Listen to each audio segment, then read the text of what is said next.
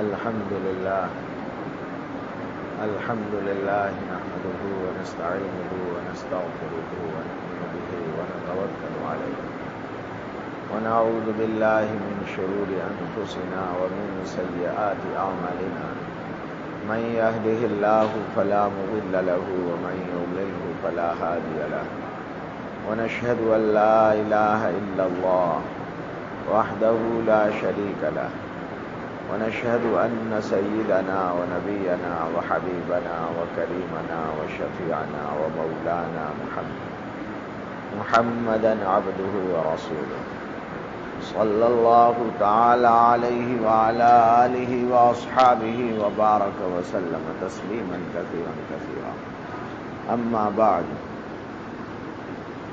فقد قال الله تعالى في كلامه المجيد: أعوذ بالله من الشيطان الرجيم بسم الله الرحمن الرحيم.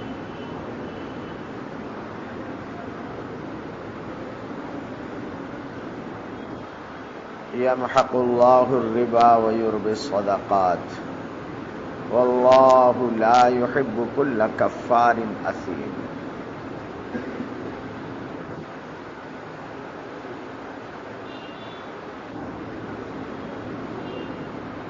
صدق اللہ العظیم. بزرگان محترم، اللہ بزرگ برتر کا لاکھ لاکھ شکر اور احسان. انہوں نے ہمیں اپنے حبیب پاک جناب محمد الرسول اللہ صلی اللہ علیہ وسلم کے طفیل اعمال بھی عطا فرمائے ہیں، اعمال کے اوقات بھی عطا فرمائے ہیں، اور اعمال کی برکات بھی نصیب فرمائی ہیں، اور اعمال کی لذت اور حلاوت بھی عنایت فرمائی. دنیا میں ایک بہت بڑا طبقہ وہ ہے جس کے پاس اعمال نہیں، انہیں یہ پتہ نہیں ہے کیا کرنا ہے. اپنے اپنے انداز میں کچھ بھی کرتے ہیں، بہت محنت کرتے ہیں. کیوں؟ ہر ایک الگ الگ کرتا ہے. وجہ یہ ہے کہ کسی کو اس کا یقین نہیں ہے کہ ہمیں کرنا کیا ہے. یہ نبی کا احسان ہوتا ہے کہ وہ یہ بتلا دیتے ہیں کہ تمہیں یہ کرنا ہے، یہ یقینی بات ہے، اس سے اللہ راضی ہے، یہ اللہ کی طرف سے آئے ہوئے اعمال، یہ کرنا ہے اور اس طرح کرنا ہے. یہ بتلا دیا تو بے فکری ہو گئی. اب ہمیں اپنی عقل لگانے، ڈھونڈنے، تلاشنے کی ضرورت نہیں ہے. ہم سے کہہ دیا گیا کہ تلاوت کرو ثواب ملے گا، ہم سے کہہ دیا گیا کہ روزے رکھو ثواب ملے گا، ہم سے کہہ دیا گیا کہ نمازیں اپنے اپنے وقت پر اس طرح انجام دی جائیں گی.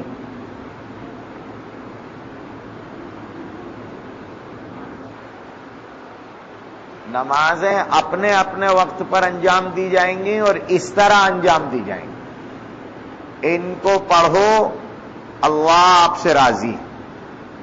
یہ ہمیں کہہ دیا گیا. اللہ نے اپنے کلام میں خود فرما دیا کہ اگر آپ نمازیں قائم کرو گے، اگر آپ انفاق کرو گے، اللہ کے راستے میں خرچ کرو گے، آپ روزہ رکھو گے، آپ زکوٰۃ دو گے، آپ حج کرو گے، آپ ماں باپ کی خدمت کرو گے، آپ انسانیت کے کام آؤ گے، آپ اپنی زبان کو قابو میں رکھو گے، اللہ سے ڈرو گے، اللہ اس کا بہترین اجر دنیا اور آخرت میں عنایت فرمائے.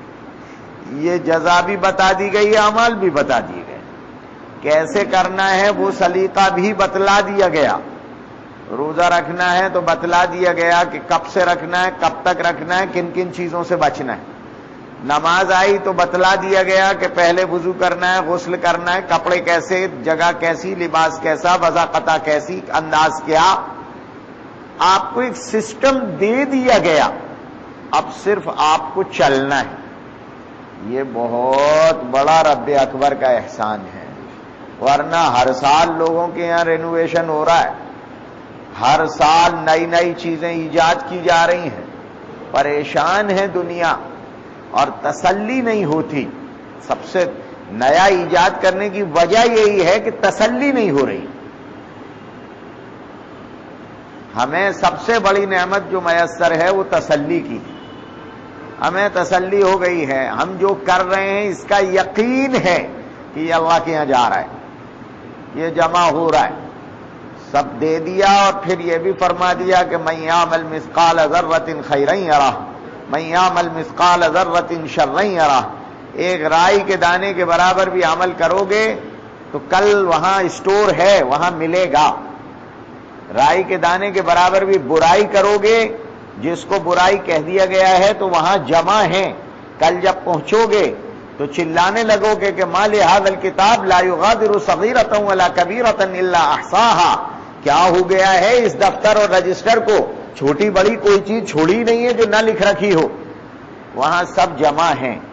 کہہ دیا گیا ہے کہ ما آتاکم الرسول فخذوہ وما نہاکم عنہ فانتہوا، جو رسول دے دے وہ تمہارا ہے، وہ تمہارے حق میں مفید ہے، اور جس سے منع کر دے وہ تمہارے لیے دنیا میں بھی مضر ہے، گھر میں بھی مضر ہے، کاروبار میں بھی مضر ہے، معاشرت میں بھی مضر ہے، صحت میں بھی مضر ہے، عزت میں بھی مضر ہے، زندگی میں بھی مضر ہے، مرتے وقت بھی مضر ہے، مرنے کے بعد بھی مضر ہے، ہمیشہ نقصان دہ ہے، جس سے نبی نے منع کر دیا ہے۔ اس لیے کہ نبی ہر وقت کے نبی ہیں، ہر جگہ کے نبی ہیں، قیامت تک کے نبی ہیں، محشر کے نبی ہیں، آخرت کے نبی ہیں۔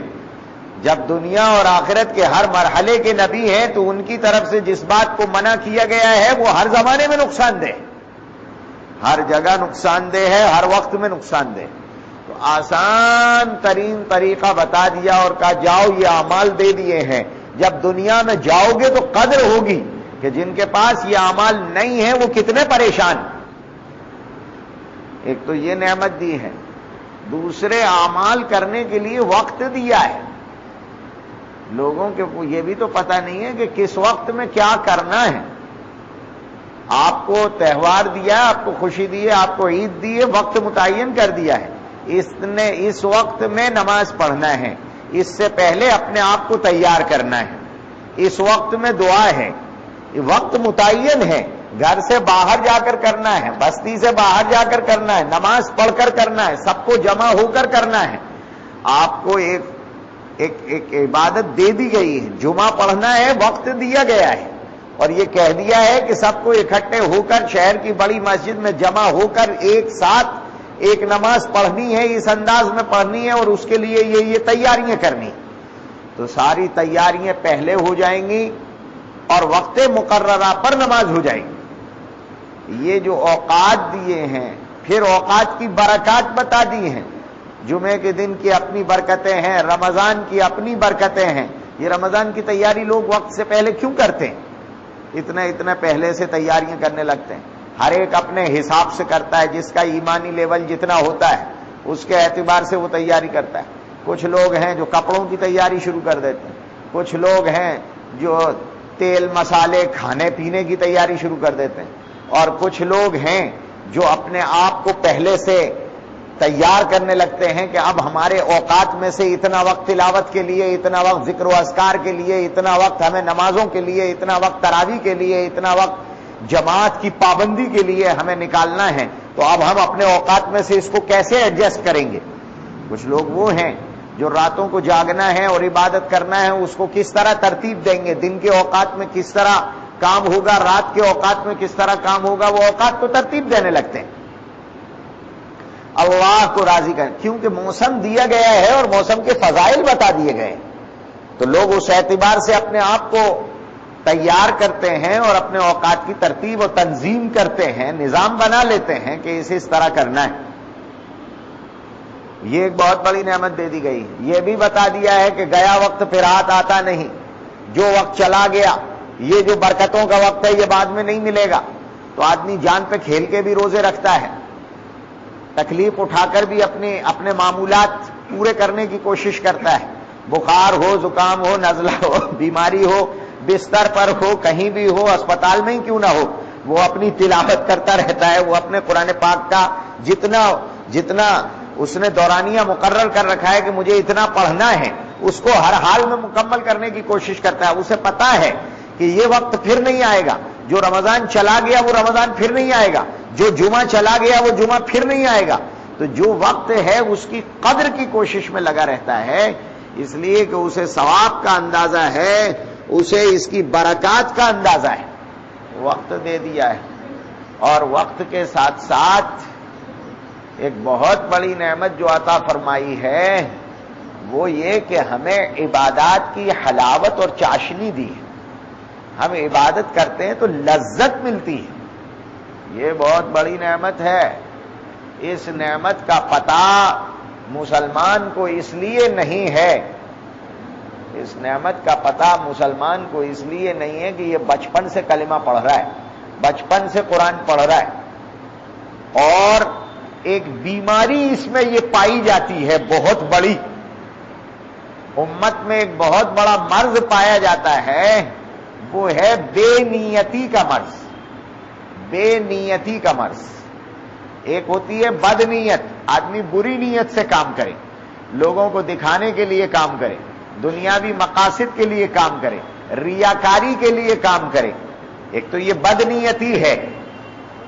ایک ہے بے نیتی، کچھ بھی کر رہا ہے نیت نہیں ہے اور کر رہا ہے، نیت نہیں ہے اور کر رہا ہے، نیت اچھی نہیں ہے اور کر رہا ہے۔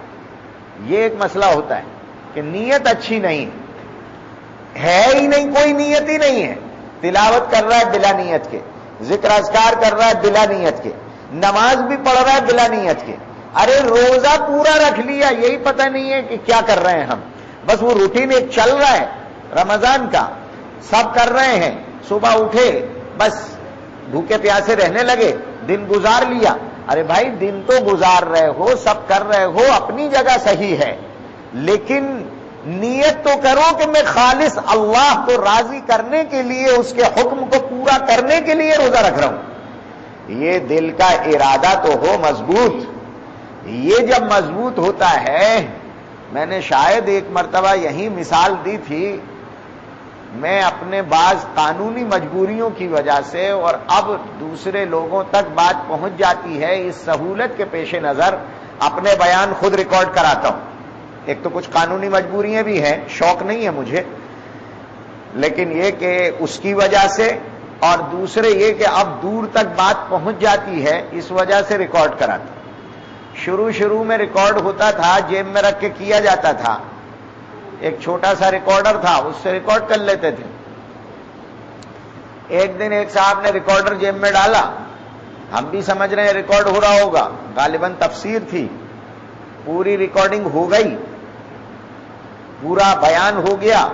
جب ہم جانے لگے واپسی میں تو وہ صاحب مجھ سے کہنے لگے، مولانا معاف کیجیے، ریکارڈر جیب میں ڈال دیا تھا، بٹن دبانا بھول گئے، بٹن نہیں دبایا، اس کی وجہ سے ایک حرف بھی ریکارڈ نہیں ہوا۔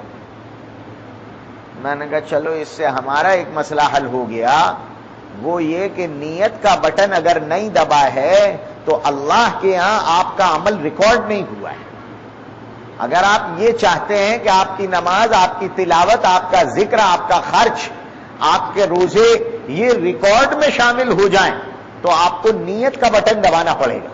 سچے دل سے آپ نیت کریں کہ میں اللہ کو راضی کرنے کے لیے کر رہا ہوں، آپ زکوٰۃ دیں، نیت کریں کہ میں اللہ کو راضی کرنے کے لیے کر رہا ہوں۔ یہ بیویوں کی طرف سے بیٹھے بیٹھے زکوٰۃیں نکالتے ہیں، بہت اچھی بات ہے، نکالنا چاہیے، نکالنا پڑے گی۔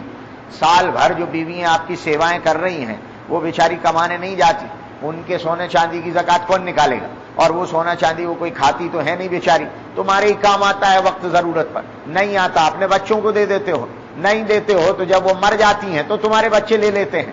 بہرحال کھاتا کوئی نہیں ہے، جاتا تمہارے ہی یہاں ہے، تو اگر زکوٰۃ دیتے ہو تو احسان نہیں کرتے، لیکن زکوٰۃ واجب اس پر ہے، فرض اس پر ہے، جب تک وہ نیت نہیں کرے گی تب تک ادا نہیں ہوگی۔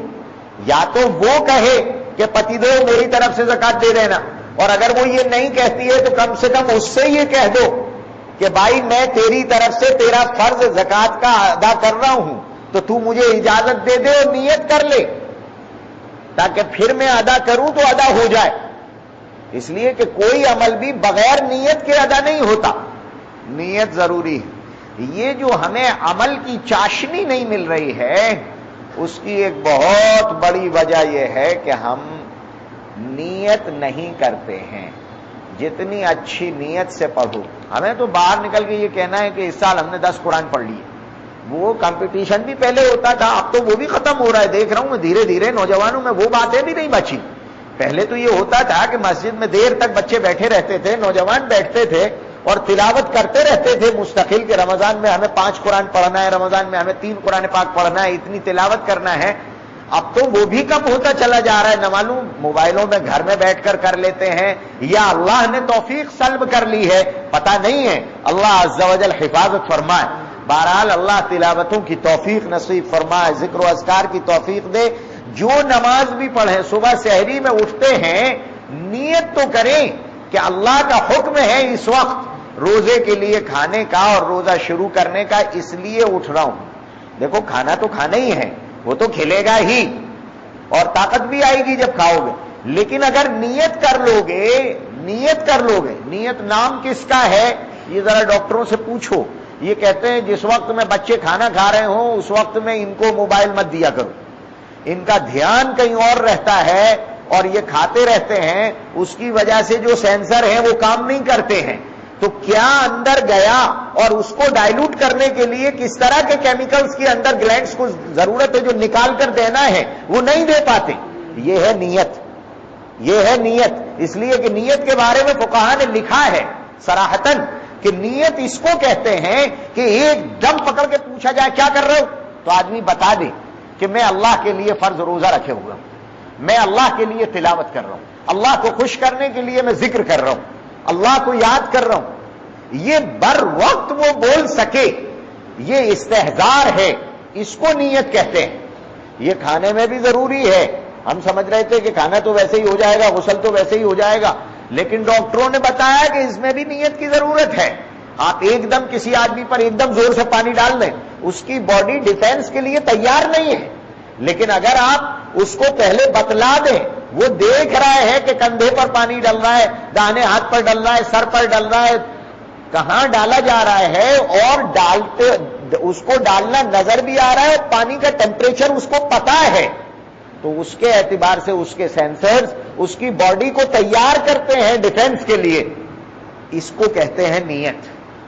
یہ اگر نیت ہوتی ہے, دل کا سچا پکا ارادہ ہوتا ہے, تو جس طرح باڈی تیار ہوتی ہے اسی طرح ذہن تیار ہوتا ہے, دل تیار ہوتا ہے. جو برکتیں آ رہی ہیں, جو لذتیں ہیں, ان کو قبول کرنے کے لیے. تو پھر اعمال کی چاشنی اور اعمال کا مٹھاس اور اعمال کی حلاوت نصیب ہوتی ہے. جو لوگ سچی نیت سے کرتے ہیں, جو لوگ کم بولتے ہیں, رمضان میں دھن میں رہتے ہیں, اپنے اللہ کی یاد میں مگن رہتے ہیں, ان کو مزہ آتا ہے, ان کو لذت ملتی ہے. اور یاد رکھیے یہ اعمال کا مزہ صرف زندہ دین میں ہی مل سکتا ہے, مردہ دین میں نہیں ملتا. مردہ دین میں نہیں ملتا, صرف زندہ دین میں ملتا ہے. اور اگر اس مزے کو بڑھانا ہے تو درود پاک زیادہ پڑھیے. جتنا جتنا درود پاک پڑھتے جائیں گے, نبی پاک صلی اللہ علیہ وسلم سے نسبت جتنی قوی ہوگی, اتنی اتنی یہ لذت اعمال کی بڑھتی چلی جائے گی, اتنی اتنی اعمال کی لذت بڑھتی چلی جائے گی. تو ایک تو شکل یہ ہے, یہ نعمت نصیب ہے ہمیں کہ اللہ عز و جل نے ہمیں اعمال بھی دیے ہیں اور بے نیاز کر دیا ہے. دوسروں کو دیکھ دیکھ کے کریں, ہمیں دوسروں کو دیکھ کے کرنے کی ضرورت ہی نہیں ہے. ہمیں نبی اکرم صلی اللہ علیہ وسلم نے اپنی ادائیں دکھلا دی اور سکھلا دی. اب ہم کسی کو دیکھ کے نہیں کریں گے, اللہ کے نبی کو دیکھ کر کرتے ہیں. ادھر اعمال دے دیے ہیں, مقدار بھی بتا دی گئی ہے, اتنا کرنا ہے, اس وقت میں کرنا ہے. اب کوئی نیا آ کر کچھ کہنے لگے, مسلمان ایک ایسی قوم ہے جو کسی نئے کی بات نہیں سنتی, اس لیے کہ اس کے پاس جو کچھ بھی ہے 1400 سال پرانا مکمل رکھا ہوا ہے. جو ہے مکمل ہے, اس پر مستقل عمل جاری ہے, اس لیے صرف عمل کرنا ہے. اوقات بھی بتا دیے ہیں, اوقات کی برکات بتا دی ہے. یہ جو عشرہ اب گزر رہا ہے اس کا ایک ایک دن قیمتی ہے. نہیں معلوم اگلے سال کس کو نصیب ہوگا, کس کو نہیں ہوگا, کیا حالات بنیں گے, کون کہاں ہوگا. جو کل محلوں میں تھے وہ آج کہاں کیمپوں میں ہیں, جو آج کل عالیشان مکانوں میں تھے وہ آج دوسروں کے دروں پر رہنے پر مجبور ہیں. جو کل عالیشان گاڑیوں اور سواریوں میں تھے وہ آج قبرستانوں میں تنو من مٹی کے نیچے ہیں. کتنے ہیں بیچارے جن کو نمازیں نصیب نہیں ہوئی، جن کو کفن نصیب نہیں ہوئے، آج وہ بیچارے قبروں میں نیچے پڑے ہیں. کل ہم کہاں ہوں گے یہ ہمیں پتہ نہیں ہے. اس لیے جو ایام ملتے ہیں ان کی قدر ہمیں بتائی گئی ہے کہ ان دنوں کی، ان روزوں کی، ان صرف پورا دن نہیں، پوری رات نہیں، اس میں ایک ایک لمحہ قیمتی ہے. اسی لیے کہا گیا ہے کہ شب قدر میں ایک گھڑی آتی ہے، بس اس گھڑی میں رب اکبر اپنی پوری مخلوقات کو ایک اکائی بنا کر اس پر رحمت کی نظر ڈالتے ہیں. اس کو ڈھونڈو، تلاشو کہ وہ کون سا وقت ہے. شاید کہ نگاہ کند آگاہ نباشی، ایسا نہ ہو کہ اس وقت میں رب کی نگاہ ہو اور میں غافل رہ جاؤں. تو یہ کہہ کر در حقیقت لمحات کی قدر بتائی ہے، منٹوں کی قدر ہے، انہیں ضائع نہ کر دو. یہ چوراہوں پر ضائع کرنے کے لیے، یہ ہوٹلوں پر ضائع کرنے کے لیے، یہ بکواس میں ضائع کرنے کے لیے، یہ ادھر ادھر کی باتوں میں ضائع کرنے کے لیے نہیں ہیں. یہ شیطان اور نفس حاوی ہیں جنہوں نے ہمیں ادھر لگا دیا. ورنہ یہ اوقات تو قرآن پاک کے لیے مخصوص تھے، یہ اوقات تو ذکر اور اذکار کے لیے مخصوص تھے، یہ اوقات تو مساجد کے لیے مخصوص تھے، اور یہاں فرشتوں کی صحبت میں رہنا تھا. یہ تو وقت تھے کہ جب راتوں کو مساجد آباد کرتے. 2 سال کے بعد جیسے تیسے موقع ملا تھا. کاش کہ زمانہ وہ آتا کہ مساجد 24 گھنٹے بھری رہتی، جاتے رہتے لوگ اور آتے رہتے لوگ اور مسجدوں سے چمٹے رہتے. کہ کتنی مدت کے بعد یہ نعمت ملی ہے کہ اللہ نے فرشتوں کی صحبت اور اپنے گھر کا قیام اور اپنے گھر کی حاضری کی سعادت نصیب فرمائی ہے. لوگ قدر کرتے، بجائے اس کے نہ معلوم ہم نے زندگیوں کو کہاں گزار دیا. یہ لمحات پھر ملنے والے نہیں ہیں، اس لیے ان کی قدر کی توفیق اللہ ہی سے مانگنی چاہیے. اور دوسرے ان روزوں کی، ان نمازوں کی، ان تلاوتوں کی، ان ذکر و اذکار کی، ان لوگوں کی خدمتوں کی حلاوت اور جو لذت ملتی ہے، جو دوسرے بھوکے کو کھلا کر جو لذت ملتی ہے، جو دوسرے کی پریشانی دور کر کے جو لذت ملتی ہے، اس لذت کی فکر کرنی چاہیے، اس کو حاصل کرنا چاہیے. وہ ایک تو نیت سے حاصل ہوتی ہے، دوسرے اخلاص سے حاصل. خالص اللہ کے لیے کر رہا ہوں، خالص اللہ کے لیے کر رہا ہوں. یہ میں پاس ہو جاؤں اس کے لیے وظیفہ پڑھ لوں، اور میری شادی ہو جائے اس کے لیے وظیفہ پڑھ لوں، اور وہ وظیفے پڑھ کے وہ جو بائی آتی ہے وہ درد سر بن جاتی ہے، پھر سر کا درد اتارنے کے لیے الگ سے وظیفے پڑھو. اس لیے اچھا یہ ہے کہ اللہ کے لیے پڑھو، اللہ کے لیے پڑھو. یہ تو سائیڈ ایفیکٹ ہیں، خود بخود ہو جائیں گے، یہ تو ہونا ہی ہے. لیکن جو ذکر کرو اللہ کے لیے کرو، جو تلاوت کرو اللہ کے لیے کرو، جو دعا کرو مخلوق کے لیے، سب کے لیے مانگو، جانوروں کے لیے بھی مانگو، انسانوں کے لیے بھی مانگو، تمام انسانوں کے لیے مانگو، سب کے لیے ہدایت مانگو، سب کے لیے پریشانی سے دوریاں مانگو. ایک تو یہ کرنے کا کام ہے. دوسری بات یہ ہے کہ یہ امت صدقہ بیسڈ امت ہے، یہ امت صدقہ بیسڈ امت ہے، یہ دینے والی امت ہے. یہ دیتی ہے، اللہ اسے دیتے ہیں. دوسرے لوگ بیاج بیسڈ ہیں، انٹرسٹ بیسڈ ہیں، وہ لینے والے ہیں، چوسنے والے ہیں.